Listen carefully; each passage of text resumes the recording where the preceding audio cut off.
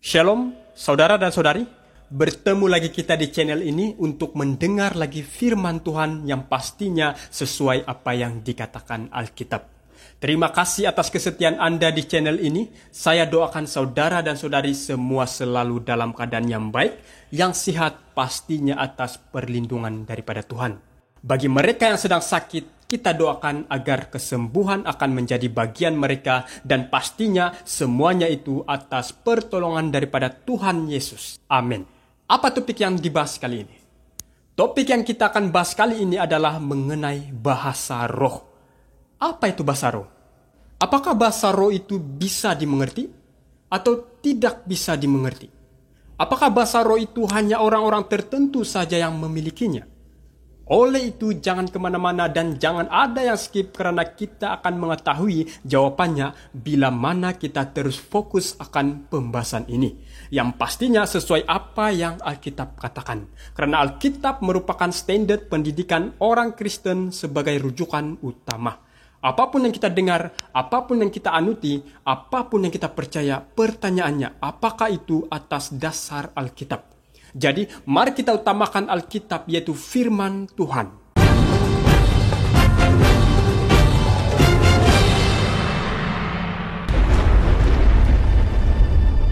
Istilah bahasa roh seringkali menjadi perdebatan antara gereja-gereja, yaitu antara gereja yang tidak terlalu memikirkan atau mementingkan bahasa roh dan gereja yang menjadikan bahasa roh sebagai suatu bagian dalam ibadah mereka. Sebelum kita lanjut, di sini admin mau bagi tahu bahwa pembahasan ini bukan mau menunjukkan gereja apa yang benar dan bukan juga mau menghakimi. Tetapi pembahasan ini hanya membahas apa itu bahasa roh sesungguhnya menurut Alkitab. Fenomena-fenomena yang terjadi di gereja tertentu ini seringkali mengundang kritikan-kritikan tajam dari beberapa para teologi. Bahkan ada beberapa gereja tertentu yang berpendapat bahwa gereja tanpa bahasa roh adalah gereja yang tanpa Roh Kudus. Nah, apakah benar pendapat seperti itu? Apakah pendapat itu atas dasar Alkitab? Lalu bagaimanakah seharusnya bahasa roh itu? Apakah bahasa roh itu adalah suatu dogma atau pengajaran yang ditentukan oleh aturan-aturan gereja tertentu? Apakah aturan-aturan itu atas dasar Alkitab? Oleh itu, mari kita utamakan Alkitab. Karena Alkitab adalah satu-satunya tolok ukur dalam membangun doktrin atau dogma gereja. Dan apabila ada dogma gereja yang tidak sesuai Alkitab, maka ajaran itu harus dibuang dan ditolak. Bila mana kita utamakan Alkitab, maka pemahaman bahasa roh yang benar adalah benar jika didasarkan kepada Alkitab. Nah, bahasa roh adalah suatu istilah dalam jajaran karunia-karunia roh itu sendiri. Istilah ini adalah istilah bahasa Indonesia yang dalam bahasa Inggrisnya disebut tongue dan dalam bahasa Yunani glossolalia yang dibangun dari dua kata yaitu glossa dan lalia. Istilah glosa adalah feminim dan bentuk jamaknya adalah glossai yang mempunyai pengertian sebagai lidah, berpidato, berbicara untuk mengucapkan atau mengungkapkan suatu kalimat.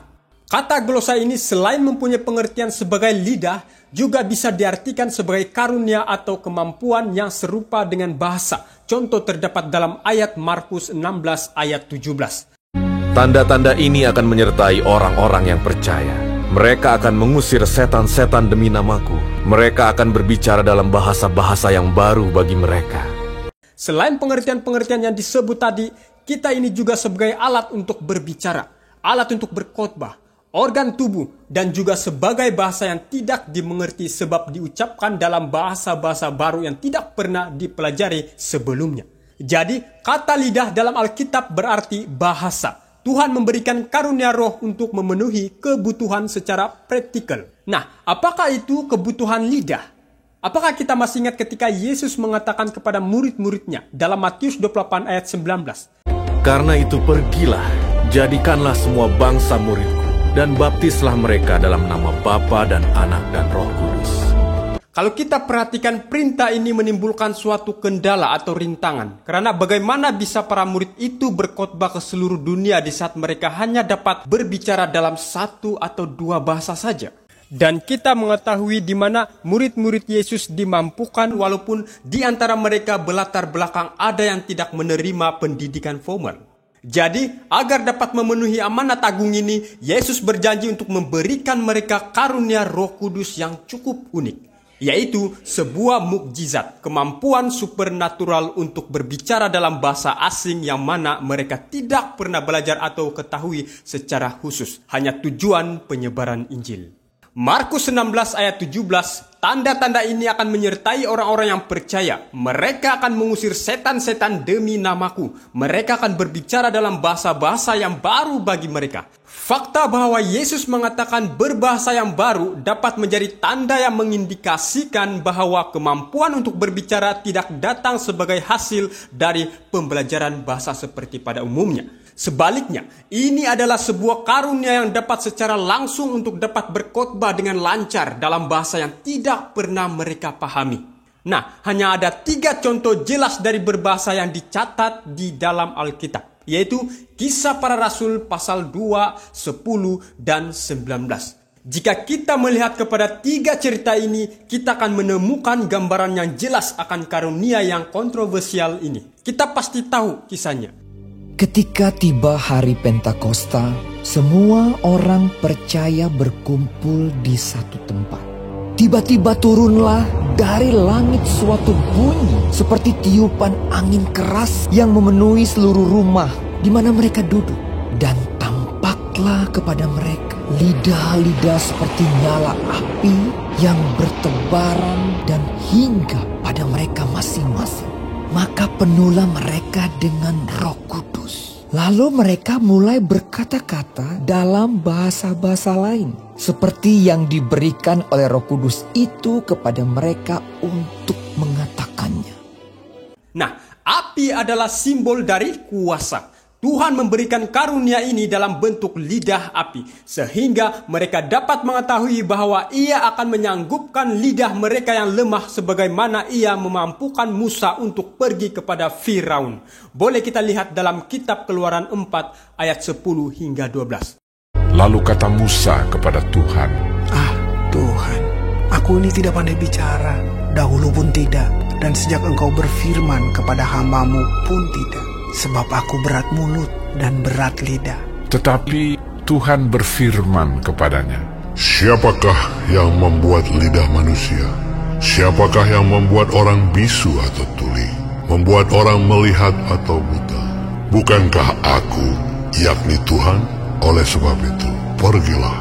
Aku akan menyertai lidahmu dan mengajar engkau apa yang harus kau katakan.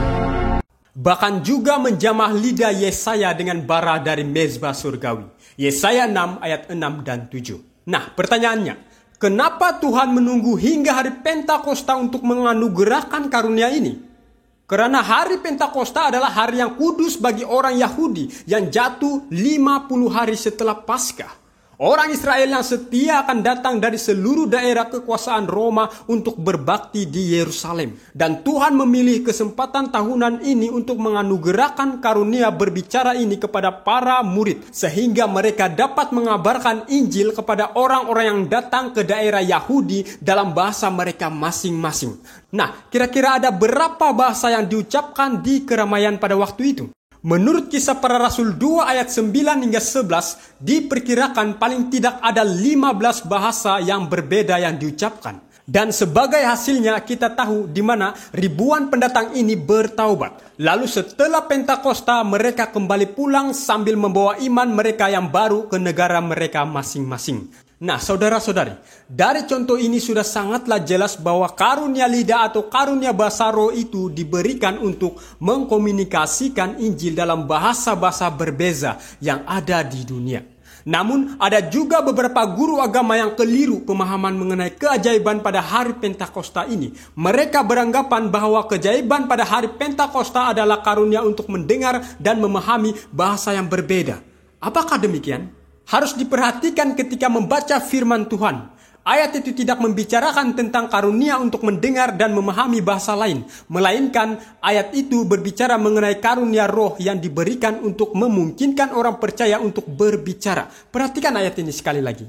Kisah Para Rasul 2 ayat 4. Maka penuhlah mereka dengan Roh Kudus. Lalu mereka mulai berkata-kata dalam bahasa-bahasa lain. Seperti yang diberikan oleh roh itu kepada mereka untuk mengatakannya. Jadi jelas, karunia ini ditujukan kepada si pengkhotbah, si pengabar Injil. Dan ayat itu tidak disebut karunia mendengar untuk pendengar, tetapi jelas firman Tuhan katakan karunia berbicara untuk para pengkhotbah. Karena yang nyata, tanda itu bukanlah telinga api kepada para pendengar, tetapi lidah api kepada mereka berkhotbah. Jelas?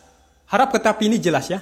Nah, ada juga yang berpendapat seperti ini. Karunia berbicara adalah bahasa surgawi yang hanya dimengerti oleh Allah atau mereka dengan karunia penafsiran. Apakah demikian, saudara-saudari? Apa yang pasti sangat jelas Alkitab menyatakan dalam Kisah Para Rasul 2 ayat 11. Baik orang Yahudi maupun penganut agama Yahudi, orang Kreta dan orang Arab, kita mendengar mereka berkata-kata dalam bahasa kita sendiri tentang perbuatan-perbuatan besar yang dilakukan Allah. Contoh yang kedua adalah ketika Petrus berkhotbah kepada Kornelius dan keluarganya. Apa kita masih ingat? Dalam Kisah Para Rasul mengatakan bahwa Kornelius adalah seorang Italia, sementara Petrus adalah seorang Yahudi dan berbicara dalam bahasa Aram. Kita pasti tahu cerita selanjutnya ketika Roh Kudus jatuh pada Kornelius dan keluarganya. Dan orang-orang Yahudi dengan Petrus bisa memahami bangsa-bangsa lain yang berbicara dalam bahasa lain selain bahasa ibu mereka. Dan dicatat bahwa orang-orang Yahudi mendengar mereka memuliakan Allah dalam berbagai bahasa. Dan Petrus melaporkan pengalaman ini kepada para pemimpin gereja. Petrus berkata, Dan ketika aku mulai berbicara, turunlah Roh Kudus ke atas mereka, sama seperti dahulu ke atas kita. Jadi jelas Petrus di sini memberitahu kita bahwa Kornelius dan keluarganya menerima karunia berbicara yang sama dengan bagaimana para murid terima pada waktu hari Pentakosta. Contoh yang ketiga adalah ketika Paulus berkhotbah kepada 12 murid di Efesus. Kita boleh lihat di Kisah Para Rasul 19 ayat 6 dan 7. Dan ketika Paulus menumpangkan tangan di atas mereka, turunlah Roh Kudus ke atas mereka. Dan mulailah mereka berkata-kata dalam bahasa roh dan bernubuat. Jumlah mereka adalah kira-kira 12 orang. Nah, kita dapat lihat ketika Roh Kudus turun ke atas 12 orang Efesus ini. Paulus mengakui bahwa mereka bernubuat atau berkhotbah dalam bahasa baru. Saudara dan saudari, sekali lagi, tujuan dari baptisan Roh Kudus bukanlah untuk bersuara yang tidak dimengerti, melainkan untuk memiliki kekuatan untuk berkhotbah dan dimengerti. Jika ada pendapat beberapa orang mengenai bahasa roh, bandingkanlah apakah itu selaras dengan Alkitab. Dan jika pernah kita mendengar suatu bahasa yang aneh dan tidak terdaftar dalam mana-mana kamus dunia, itu perlu dipertimbangkan. Karena kita telah pun mendengar penjelasannya dengan cukup jelas bahwa bahasa roh itu adalah kemampuan yang Tuhan berikan untuk berbicara, berkhotbah dalam bahasa lain dan orang yang mendengar bisa mengerti. Tapi jika ada yang mengklaim dia bisa berbahasa roh tetapi tidak bisa dimengerti baik dirinya maupun pendengar, itu bukanlah bahasa roh yang difikirkan selama ini. Ingat saudara-saudari, orang-orang begitu rindu mau ke gereja, mau berdoa, mendengar musik, dan menyanyi pujian, mendengar pelajaran dan sebagainya. Tetapi ketika mau datang dan sampai ke gereja tertentu, dan mendengar satu gereja bersuara yang aneh-aneh, yang mereka sendiri juga bingung. Apalagi orang-orang yang datang itu lagi bingung. Harus dipertimbangkan. Yang parahnya lagi ketika ada tetamu datang tujuan mau mengenal Tuhan melalui gereja tertentu. Ternyata apa yang terjadi malah membingungkan ketika mendengar suara-suara yang aneh. Nah, itu sebab perlunya kita kembali kepada pemahaman Alkitab sesungguhnya mengenai bahasa roh ini. Sekali lagi, karunia yang Tuhan berikan ini adalah untuk berbicara agar dimengerti akan Injil yang disampaikan. Tuhan senang jika Injil itu dimengerti, ditafsirkan dengan sesuai. Tuhan tidak mau Injil yang disampaikan tidak jelas di telinga pendengar. Tuhan tidak mau bahasa yang dibuat-buat malah membingungkan pendengar, bahkan tidak dapat diartikan. Tuhan kita adalah Tuhan yang teratur. Tuhan tidak mau terjadi kekeliruan baik dalam ibadah maupun dalam hal penginjilan. Pikirkanlah mengenai itu. Inilah sebab mengapa Yesus berkata, Tetapi kamu akan menerima kuasa kalau Roh Kudus turun ke atas kamu, dan kamu akan menjadi saksiku di Yerusalem dan di seluruh Yudea dan Samaria dan sampai ke ujung bumi. Nah, ada pertanyaan yang menarik di sini, yaitu Apakah pada saat seseorang berbicara dalam bahasa roh dengan kemampuan atau kuasa Roh Kudus sehingga tidak sadarkan diri? Kuasa Roh Kudus tidak meniadakan kuasa seseorang untuk mengendalikan diri. Sangat jelas bahwa Roh Kudus tidak pernah membuatkan orang berada dalam keadaan tidak sadar diri atau jatuh pingsan. Nah, untuk pengetahuan kita dalam konteks perjanjian baru, istilah bahasa roh ada dua macam, yaitu bahasa roh dalam konteks Kisah Para Rasul dan bahasa roh dalam konteks Korintus. Bahasa roh dalam konteks Kisah Para Rasul sudah admin bahas di menit-menit yang telah berlalu dalam video ini. Namun saya ulangi secara ringkasnya, di mana bahasa roh dalam konteks Kisah Para Rasul adalah yang bisa dimengerti. Sebab bahasa yang mereka gunakan adalah bahasa manusia. Mereka tidak pernah mempelajarinya, tetapi semua itu terjadi oleh karena kuasa Roh Kudus yang memberi kemampuan kepada mereka untuk tujuan mengabarkan Injil. Nah, bagaimana pula bahasa roh dalam konteks Korintus? Jemaat Korintus adalah jemaat yang kaya akan karunia-karunia roh. Paulus mengatakan mereka tidak kekurangan satu karunia pun. Demikianlah kamu tidak kekurangan dalam suatu karunia pun, sementara kamu menantikan penyataan Tuhan kita Yesus Kristus.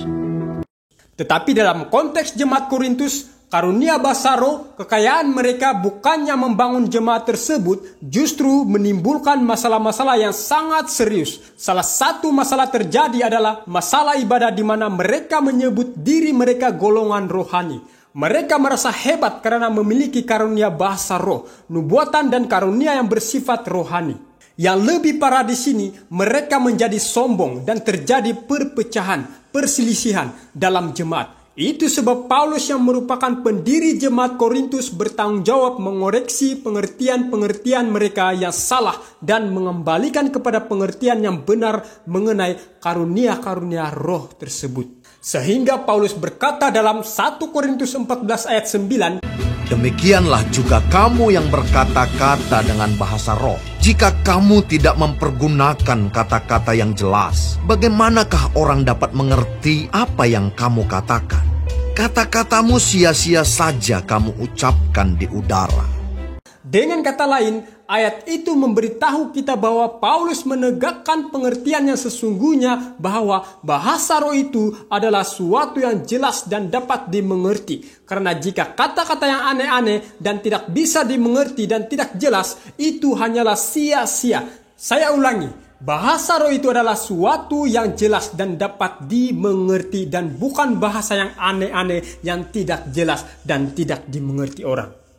Coba perhatikan ayat ini. 1 Korintus 14 ayat 26 hingga 28.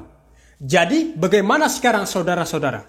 Bila mana kamu berkumpul, hendaklah tiap-tiap orang mempersembahkan sesuatu. Yang seorang mazmur, yang lain pengajaran atau penyataan Allah, atau karunia bahasa roh, atau karunia untuk menafsirkan bahasa roh. Tetapi semuanya itu harus dipergunakan untuk membangun. Jika ada yang berkata-kata dengan bahasa roh, biarlah 2 atau sebanyak-banyaknya 3 orang. Seorang demi seorang, dan harus ada seorang lain untuk menafsirkannya. Jika tidak ada orang yang dapat menafsirkannya, hendaklah mereka berdiam diri dalam pertemuan jemaat dan hanya boleh berkata-kata kepada dirinya sendiri dan kepada Allah. Perhatikan ayat 28. Dikatakan, jika tidak ada, hendaklah mereka berdiam diri. Jadi, kalau tidak ada yang dapat menafsirkan, jangan dibuat bunyi yang aneh-aneh. Karena itu membingungkan yang lain. Dan ayat itu katakan, hanya boleh berkata-kata kepada dirinya sendiri dan kepada Allah. Bukan suara yang aneh-aneh. Jadi, dalam konteks jemaat Korintus, bahasa roh adalah bahasa yang tidak dimengerti oleh pembicaranya, bahkan orang yang mendengarnya. Sehingga Paulus menganjurkan di jemaat Korintus agar bahasa yang asing itu perlu penafsirannya. Bertemu lagi kita di pelajaran selanjutnya. Tuhan Yesus memberkati kita. Amin.